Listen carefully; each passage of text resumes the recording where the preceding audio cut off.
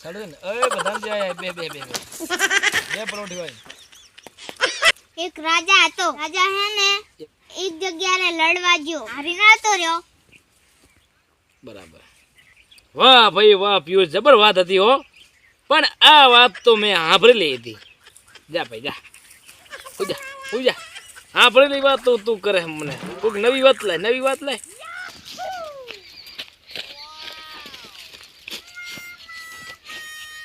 ઓ રાજા સાહેબ હા હા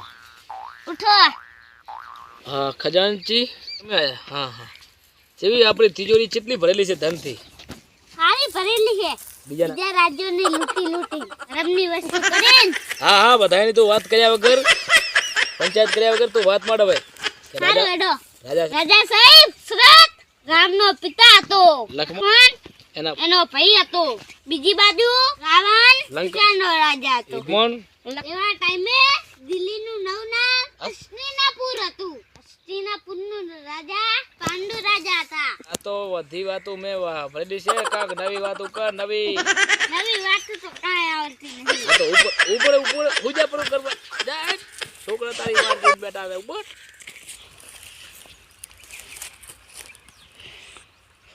અમે બે ઉઠો કે મંત્રી રાજા સાહેબ ઉઠો રાજા સાહેબ ઉઠો એટલે રાજા સામે આમ પગ કરી હરકે બે હરકે તો બેઠો હું વાત ભરાયા હતા તો હા ઈ મોડું સાહેબ તો તો હારી મોડું વાત રાજા સાહેબ ઈ માડીશ ખેડૂત હતો એક ખેડૂતે ખૂબ બધી બાજરી વાઈ હોમણ તો બાજરી થી એ હોમણ બાજરી રાખવા માટે એને એક ઓયડી બનાવી ઓયડીમાં તો એક ચકલી જાય બારી રાશી અને એમાં તો હોમણ બાજરી ભરી નાખી હા હા બરાબર આ વાત કાંક નવી લાગે છે પછી શું થયું એક દિવસ 500 ચકલીઓ આવતી હતી અને એ ઓયડી જોઈ નીચે ઉતર્યું મેદાનમાં બેઠી અને એમાંથી એક ચકલી ઉડી અને એ ચકલી જાય બારી હતી ને હા હા બરાબર બારીમાંથી ઓયડીમાં ગઈ અને એક દોણો લીધો અને ફુર્રુ કરતી ઉડી ગઈ બીજી ચકલી ઉડી બારીમાં ગઈ બારીમાંથી ઓયડીમાં ગઈ એમાંથી એક દોણો લીધો દોણો લઈને બારે નેહરી અને ફર કરતી ત્રીજી ચકલી ઉડી હા પછી શું થયું સાહેબ પછી ત્રીજી ચકલી ઉડી પછી બારીમાં ગઈ બારીમાંથી ઓયડીમાં ગઈ એક દાણો લીધો બાજરીનો અને બહાર નીકળી બારીમાંથી ફર કરતા ઉડી ગઈ ચોથી ચકલી ઉડી હા બરાબર ચોથી ચકલી ઉડી હા તો ઈ ચાજી તમે આભળો તો ખરી એ બારીમાંથી ઉડીમાં એમાં દાણા પડ્યા હતા બાજરીના એક ગોળો ઉઠાયો એ ચાચમાં અને બહાર નીકળી અને એ ફર કરતા ઉડી ગઈ ઉતરી બોલ